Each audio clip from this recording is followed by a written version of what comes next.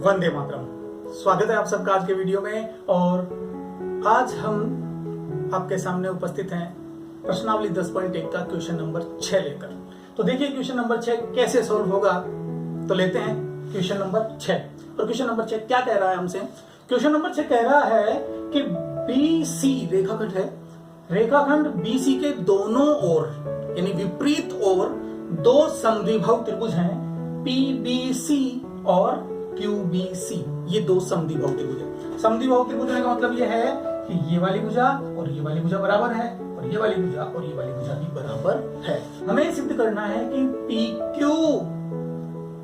BC को समकोण पर समद्विभाजित करती है। तो हमारा प्रश्न हमसे कह रहा है कि BC के रेखाखंड BC के दोनों ओर दो समद्विबाहु त्रिभुज PBC और QBC हैं। सिद्ध कीजिए कि PQ रेखाखंड BC को समकोण पर समद्विभाजित करती है। तो चलिए शुरू करते हैं। दिया है, क्या दिया है? सबसे पहले हम यहीं से शुरू करते हैं।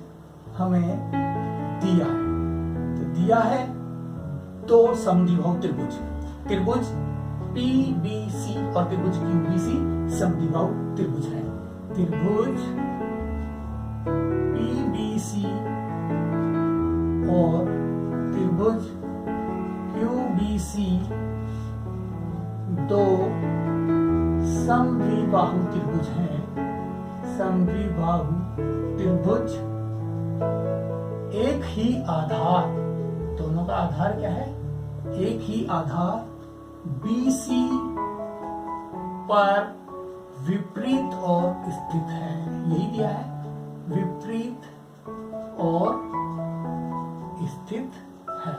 अब ये बात हमारे समझ में आ जाती है कि दोनों समद्विबाहु त्रिभुज हैं तो BP बराबर PC, अर्थात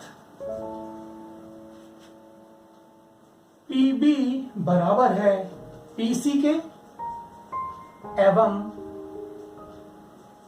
QB बराबर है QC के। अब ये बराबर है तो इसका मतलब क्या हुआ? इसका मतलब ये हुआ कि बिंदु P BC से समदूरस्थ है और बिंदु Q भी BC से समदूरस्थ है। और आप जानते हैं कि दो बिंदुओं से समदूरस्थ बिंदुओं का बिंदुपथ क्या होता है? उन दोनों बिंदुओं को मिलाने वाले रेखाखंड का लंब समद्विभाजक होता है। तो क्लियर है कि इन दोनों बिंदुओं को मिलाने वाला रेखाखंड अर्थात मिलाने वाली रेखा PQ BC को समकोण पर ही तो समद्विभाजित करेगी, क्योंकि लंब समद्विभाजन का मतलब क्या है?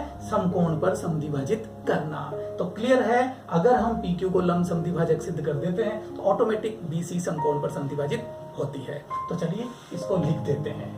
अब दिया है कि ये समद्विबाहु त्रिभुज है और एक ही आधार BC पर विपरीत और स्थित है, अर्थात PB बराबर PC एवं BQ बराबर PC। और इसलिए ये मतलब निकलता है कि P व Q बिंदु B व C से समदूरस्थ है। अतः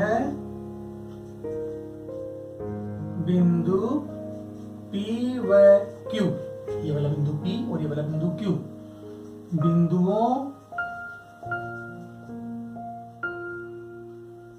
B एवं C से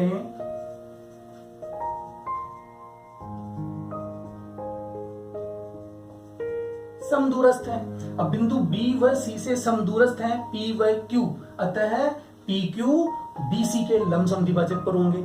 लेकिन क्यों होंगे वो कारण हमें देना होगा। और क्यों का जवाब क्या है? प्रमेय 10.1। तो लिख दीजिए, हम जानते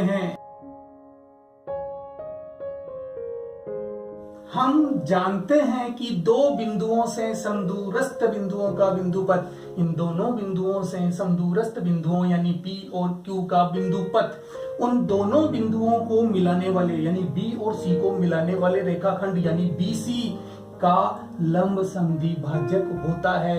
यानी P और Q जो है ये रेखाखंड यानी कि P और Q जो रेखा है वो BC का लंब समद्विभाजक है। इसका मतलब BC को समकोण पर समद्विभाजित करती है। तो हम यही लिख देते हैं, होता है। अतः PQ रेखाखंड BC का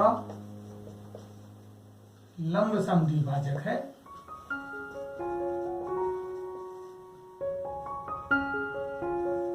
क्लियर है। अगर PQ रेखाखंड BC का लंब समद्विभाजक है तो इसलिए हम कह सकते हैं कि PQ BC को समकोण पर समद्विभाजित करता है, इसलिए PQ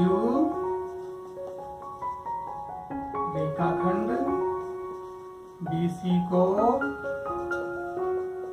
समकोण पर समद्विभाजित करता है। ये लीजिए, आपका हो गया सवाल क्लियर। स्पष्ट है, बहुत आसान है, इजी है। अब इस सवाल को एक दूसरे तरीके से भी किया जा सकता है। चलिए मैं आपको वो भी स्पष्ट कर देता हूं, लेकिन केवल समझाता हूं। देखिए क्या है कि ये PB और PC बराबर है, BQ और CQ भी बराबर है। अब ये दोनों बराबर है तो हम क्या करते हैं, PBQ और PCQ दोनों त्रिभुज लेते हैं, यानी ये वाला त्रिभुज पूरा और ये वाला त्रिभुज, और इन दोनों को सर्वांग समसिद्ध करते हैं। इजी है।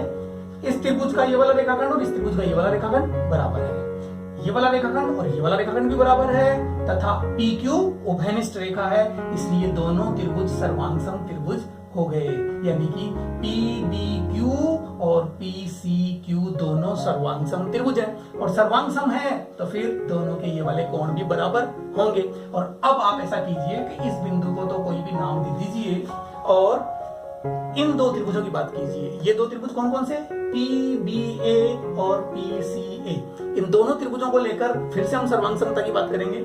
ये और ये कोण बराबर है, ये रेखा उभयनिष्ठ है और ये भुजा बराबर है, तो कोण भुजा भुजा कोण भुजा नियम से ये भी दोनों सर्वांग हो गए, और सर्वांग सम हो गए तो ये दोनों कोण बराबर होंगे कि नहीं होंगे। जब एक ही रेखा पर बने दोनों कोण बराबर हैं तो दोनों का योग आप जानते हो, एक रेखा पर बने कोणों का योग कितना होता है, 180, और दोनों कोण बराबर हैं तो फिर 90-90 डिग्री के हुए, तो हम इसको ऐसे भी सिद्ध कर सकते हैं। लेकिन ये बहुत आसान है और कहीं भी गलत नहीं है, इसलिए हम इस मेथड को प्रीफर करते हैं। ओके, हमारा सवाल नंबर 6 कंप्लीट हो चुका है, और अब हम मिलते हैं अगले सवाल के साथ, और अगले सवाल के साथ हम मिलेंगे नेक्स्ट वीडियो में।